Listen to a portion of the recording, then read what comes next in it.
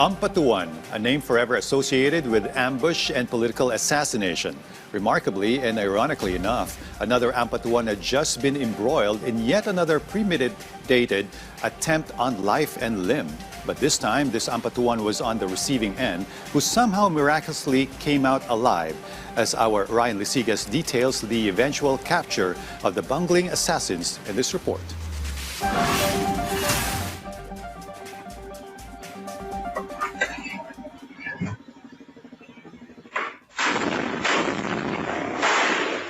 The ambush on Sharif Agwak Mayor Ahmad Ampatuan earlier this week looked like a scene straight out of a movie.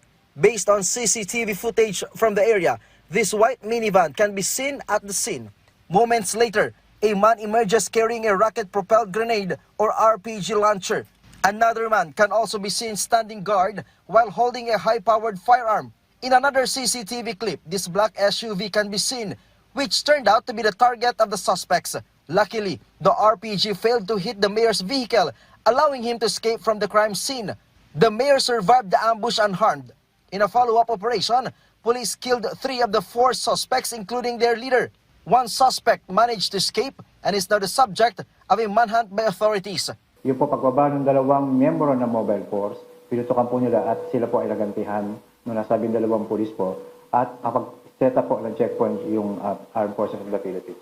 One result of the initial investigation shows the alleged leader of the gun-for-hire group is alias Rap Rap, which some of the other suspects believed to be his relatives.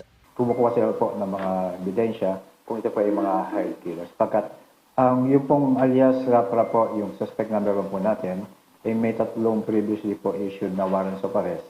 Ito po ay warrant of arrest para sa kasong murder at robbery by ban noong 2023 at violation ng Comelec gun ban. PNP Acting Chief Police Lieutenant General Jose Melencio Nartates Jr. has already directed the Directorate for Investigation and Detective Management and the Directorate for Intelligence in coordination with the CIDG and Police Regional Office BAR to form a special investigation task group to focus on the attempted assassination of the mayor.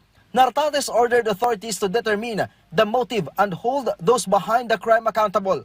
According to PNP spokesperson, Police Brigadier General Randolph Tuanyo, the PNP chief personally met with the units involved to ascertain the motive and build a strong case against the responsible parties. The PNP said will not allow the province to turn into a Wild West.